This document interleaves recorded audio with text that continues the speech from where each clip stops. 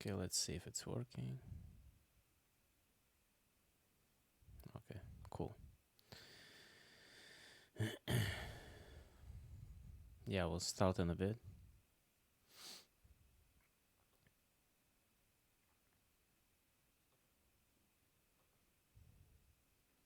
Yeah, by the way, during stream, if you have like questions or so, you're welcome to ask in chat. I'm streaming on multiple platforms, but I have this like unified chat. You can ask question in.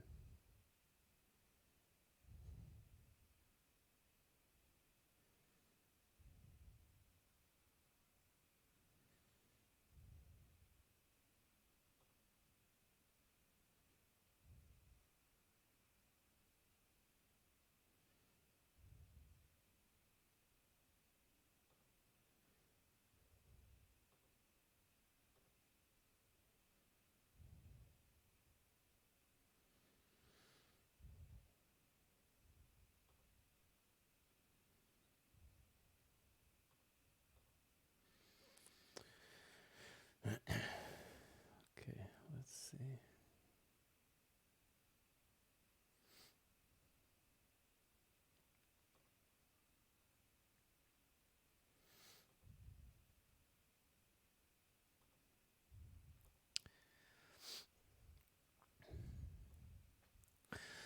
Cool, yeah. Let's start, and hopefully there will be more viewers.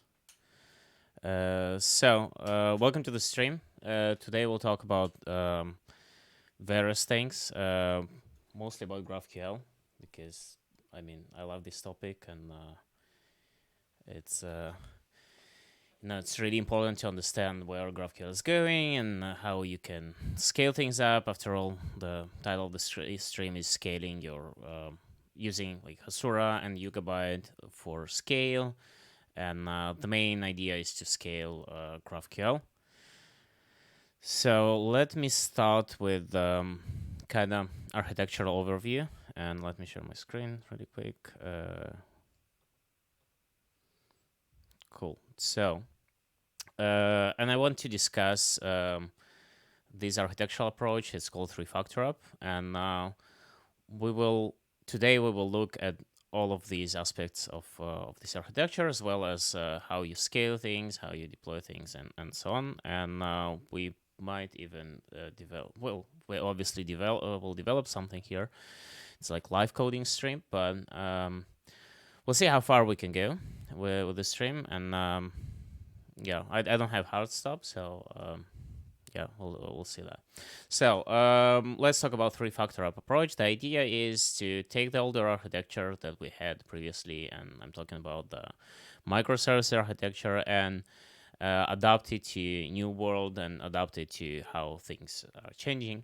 So previously we had an app with some sort of API layer that is communicating with database and bunch of microservices running logic, right?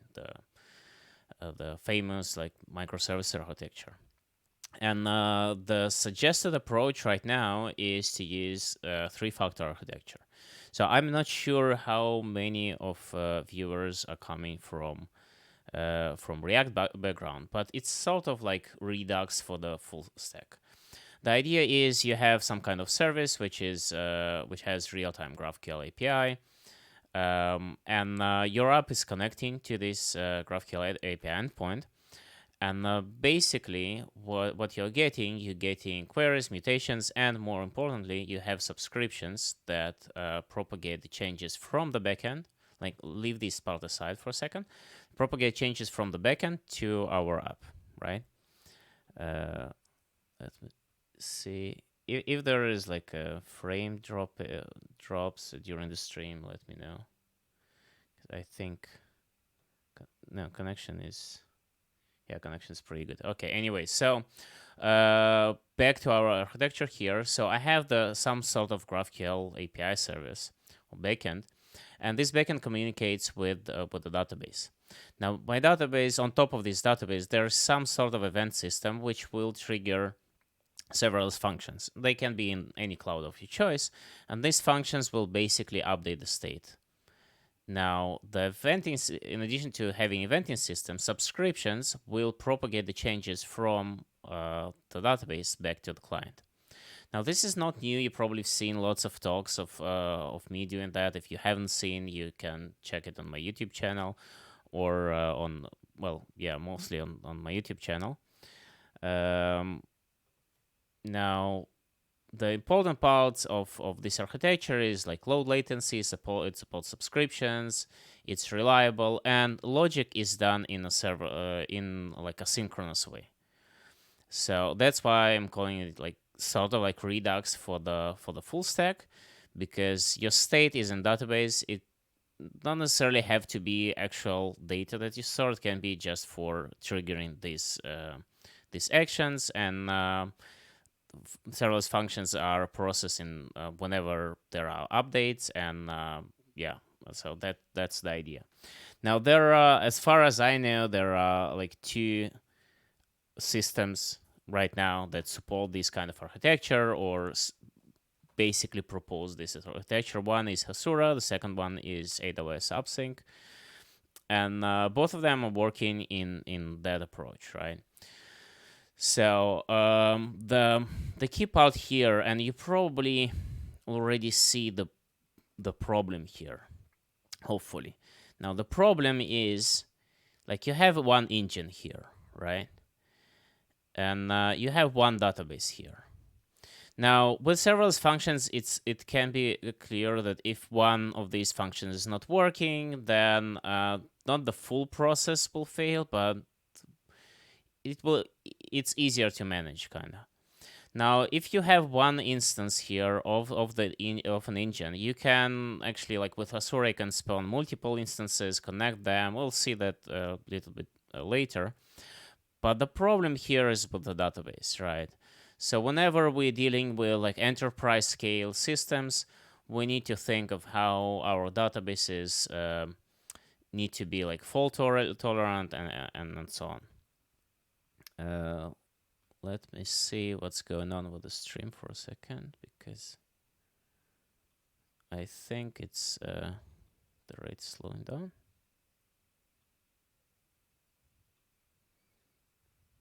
No, I think it's fine right now.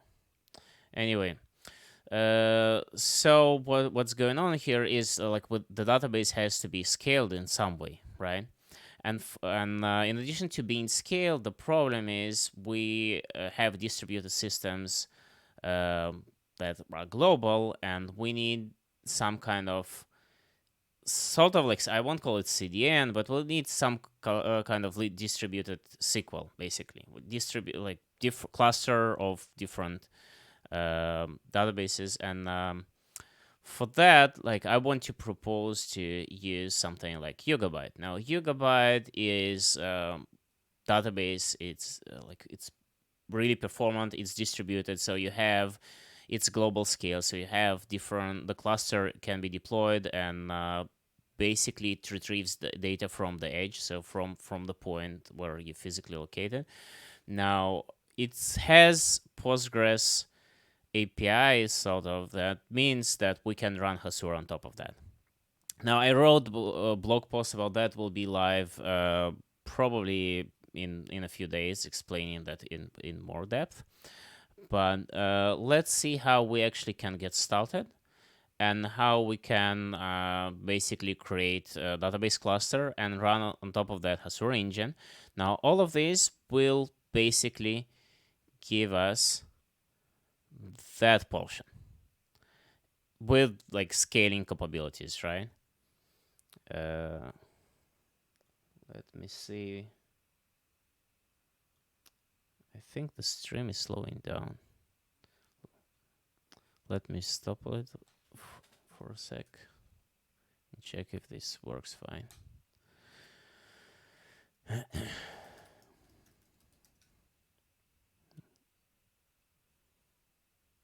Let's see.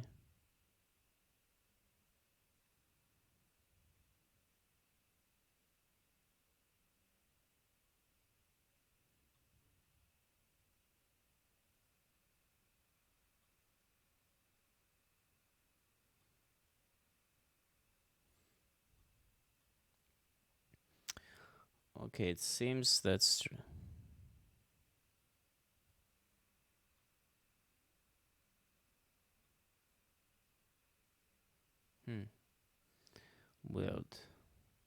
looks like the stream is stopping all the time.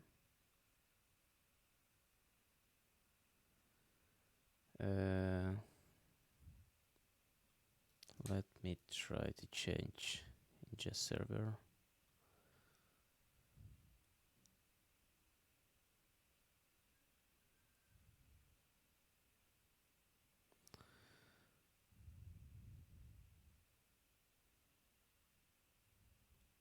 Okay, it's... Oh, come on.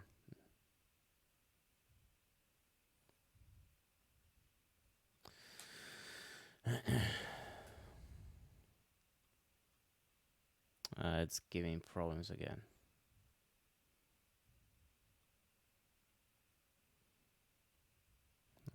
I will try to maybe end the stream and start it again.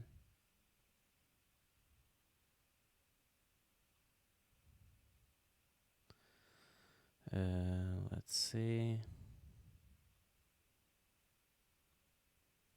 Okay, so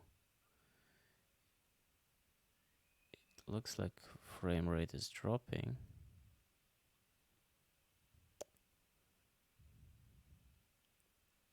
Let's try to change the server, maybe this will work.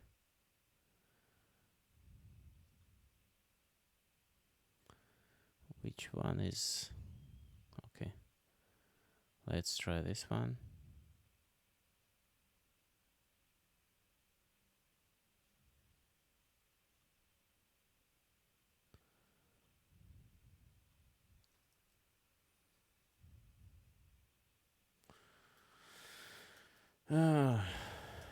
Seriously? Now it gives me dropping frame rates.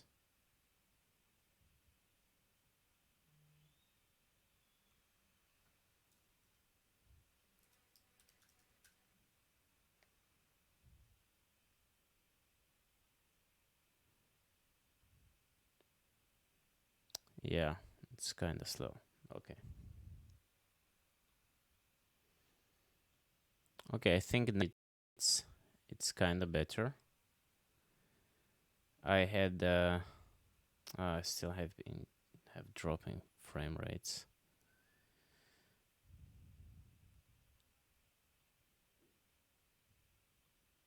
Okay, maybe we'll remove that.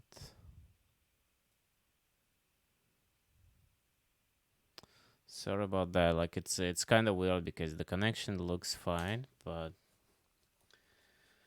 stream is really, really slow.